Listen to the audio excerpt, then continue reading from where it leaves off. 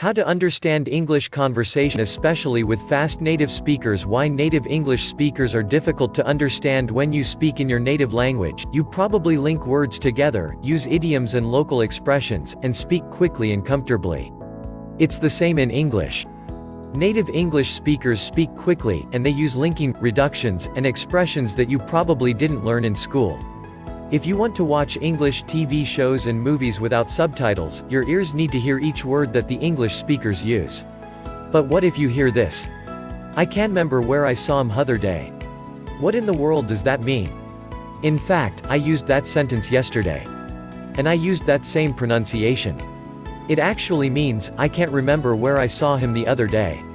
But because of the dropped letters and linking, it's hard for English learners to understand. How good listener are you?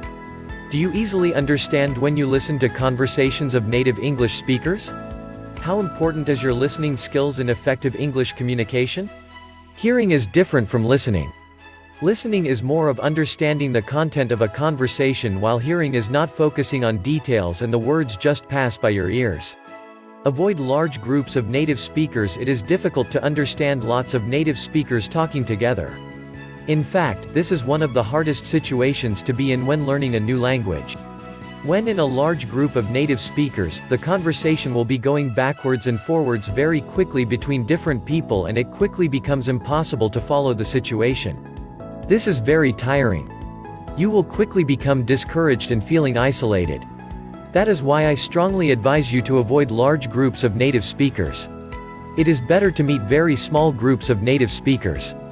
If possible, choose a quiet place, no music, television, traffic. Prepare your conversations when possible. It's often possible to prepare for a difficult conversation with a native speaker. If you know you are going to be in a particular situation, you can prepare the questions you are going to ask and also even prepare some of the likely replies. Of course, it's impossible to know exactly what someone else will say, but you can at least look up words in a dictionary that are related to the specific subject. Example, next week, you are going to go to a shop to buy a television. This is how you can prepare. 1. Prepare your questions in advance. Example, how long is the guarantee? 2. Anticipate the questions that the seller will ask you. What is your budget? 3. Prepare your answers to those questions. My budget is £200. 4. Learn all the vocabulary related to buying a television screen: size, contrast, brightness, price, guarantee, remote control, resolution, pixel. Native English speakers speak differently from those who have English as their second language. They have this certain style that is most of the time difficult to comprehend for non-natives. They use expressions or slang words popular from their hometowns and speak really fast. In this episode, Gabby talks about some tips on how to understand fast native English speakers' conversations. Here are the mentioned tips. 1. Train your ears. Take time to listen to fast conversation of natives. 2. Do not overwhelm yourself. Start with listening to native English materials with at least 2 minutes length. 3. Do not listen with your eyes. Understand the conversation with your ears, though your eyes can give you hints. Spend more time listening to native speakers. Choose what you are interested in. It is totally fine that you don't understand each word they say.